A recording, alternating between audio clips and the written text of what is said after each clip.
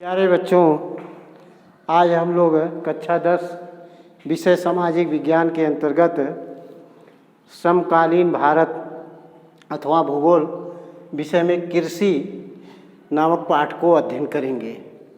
तो कृषि ये व्यक्ति का एक प्राचीनतम जीविकोपार्जन का साधन है। कृषि जो है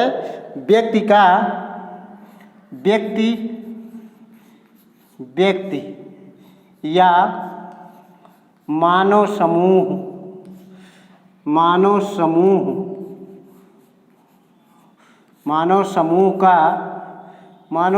के जीविकोपार्जन का साधन है। जीविकोपार्जन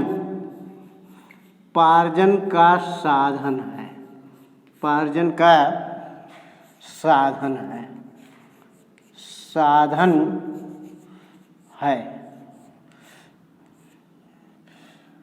है। यह मनुष्य के जीविकोपार्जन का प्रमुख साधन है।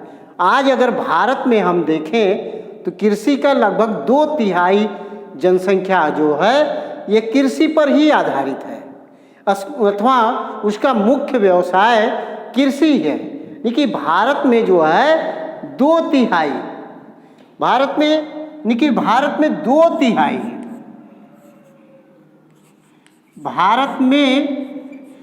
2/3 जनसंख्या कृषि पर निर्भर है। कृषि पर ही निर्भर है।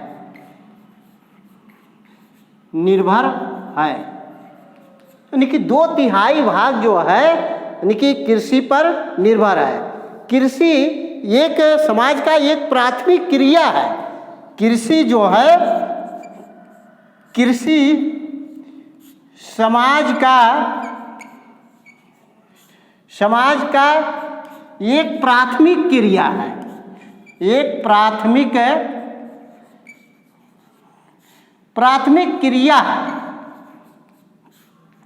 प्राथमिक क्रिया है। इस तरह से कृषि के बारे में जो है कृषि के अर्थ को हम समझ सकते हैं।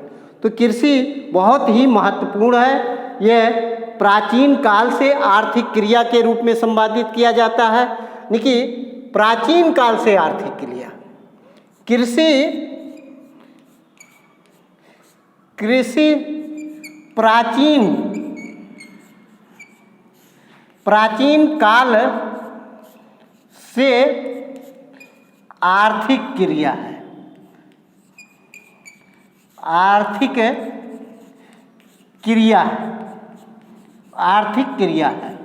इस प्रकार कृषि के बारे में आपको बताया जा सकता है।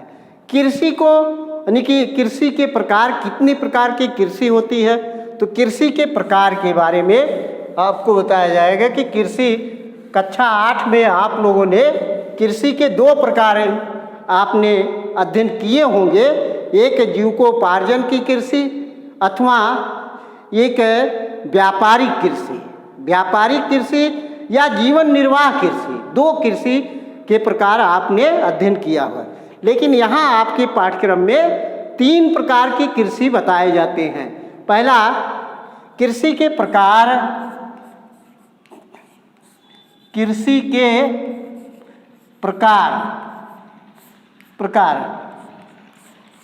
पहला, जीविकोपार्जन के लिए कृषि अथवा प्रारंभिक जीविका निर्वाह कृषि। प्रारंभिक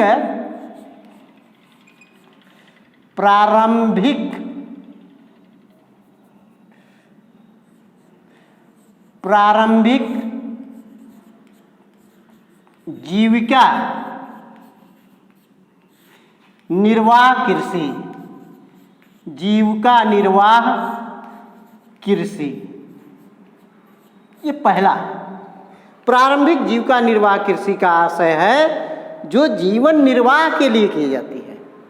अपनी यानी कि जो साल भर की आवश्यकताएं हैं, गेहूं की जितनी आवश्यकता है, चावल की आवश्यकता है, उतना जो है यानी कि जीविकोपार्जन अथवा जीविका निर्वाह के लिए ऐसी कृषि जो जीविका निर्वाह के लिए कृषि की जाती हो वह प्रारंभिक जीविका निर्वाह कृषि कहलाती है। जैसे इस कृषि को अलग अलग क्षेत्रों में अलग अलग नाम से जाना जाता है। जैसे इसे प्राचीन काल में झूम के नाम से जाना जाता था। असम, मेघालय, मिजोरम, नागालैंड में आज भी कृषि को झूम कहा जाता है। यानी कि झूम ये असम, नागालैंड,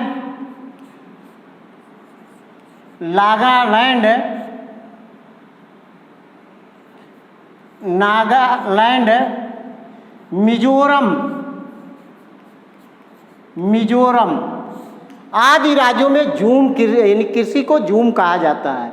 तो इस तरह से यानी कि आंध्र प्रदेश में पोडू या पेंडा,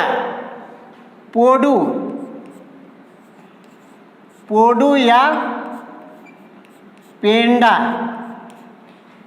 ये आंध्र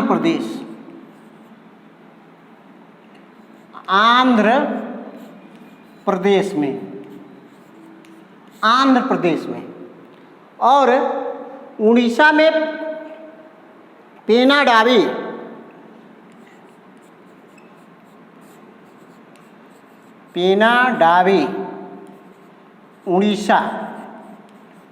उड़ीसा में पेना डावी, इस कृषि को पेना डावी कहते हैं। और छत्तीसगढ़, बस्तर जिले, अंडमान में जो है इसे यानी कि दहिया, बेबर या दहिया कहते हैं। बेबर या दहिया, मध्य प्रदेश में बेबर या दहिया, मध्य प्रदेश।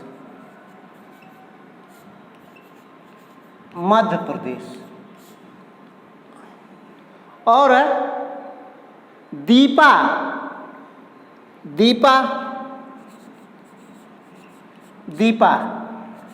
छत्तीसगढ़ के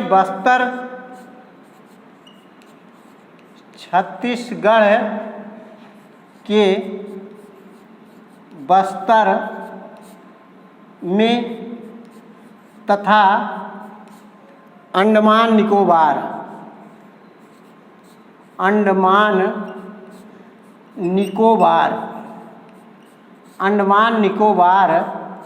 में जो है यानी कि यह अलग अलग नाम से जो है जानकारी की जाती है। ये यानी कि पहला है प्रारंभिक जीविका निर्वाह कृषि। दूसरा वाणिज्यिक कृषि। वाणिज्यिक कृषि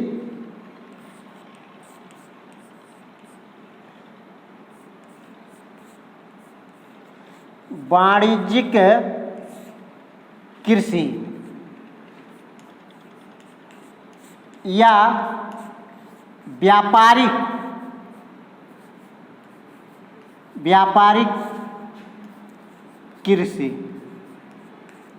व्यापारिक कृषि। दूसरे प्रकार की जो कृषि है वो वाणिज्यिक कृषि या व्यापारिक कृषि कहलाती है। ये कृषि बड़े पैमाने पे की जाती है, यानी कि इसका उद्देश्य है अधिक से अधिक धन कमाना, यानी कि अधिक से अधिक धन अर्जित करना, आर्थिक आय के स्रोत बनाना, ये वाणिज्यिक कृषि के अंतर्गत आता है। तीसरा गहन जीविका कृषि।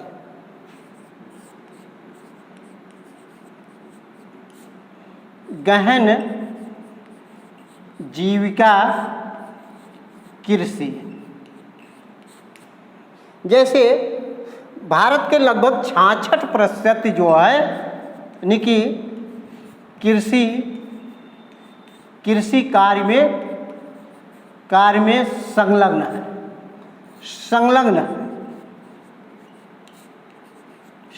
है, यानी कि यह गहन जीविका कृषि में जो है भारत के लगभग 66% लोग जो है इस कृषि कार्य में लगे हुए हैं। तो ये वाणिज्यिक कृषि यानी कि 10% ऐसे किसान हैं जो व्यावसायिक अथवा वाणिज्यिक कृषि को यानी कि बड़े पैमाने पर खेती करते हैं। तो ये कृषि के प्रकार। सस्य प्रारूप है। सस्य प्रारूप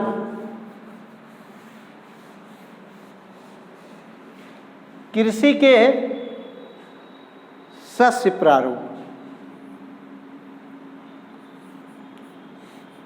सस्य प्रारूप।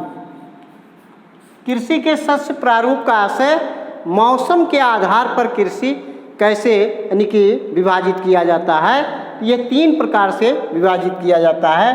पहला रबी की फसलें, दूसरा खरीफ की फसलें, खरीफ की फसलें,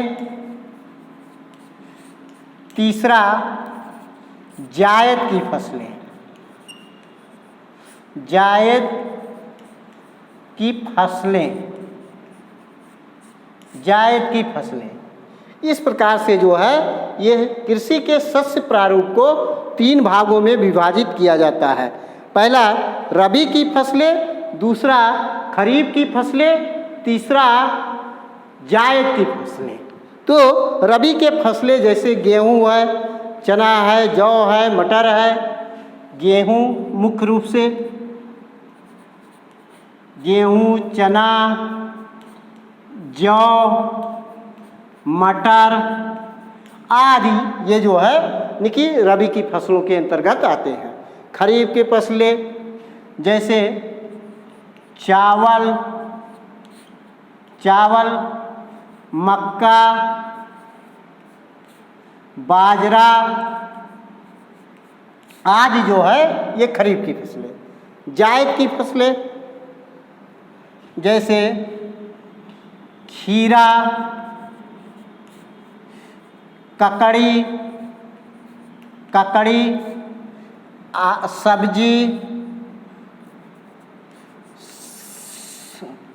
सब्जी आदि ये जायद की फसलें हैं। तो प्यारे बच्चों आज यहीं तक। आगे आपको भारत की मुख्य फसलों के बारे में अगले दिन बताया जाएगा। इस वीडियो को अधिक से अधिक देखें। धन्यवाद।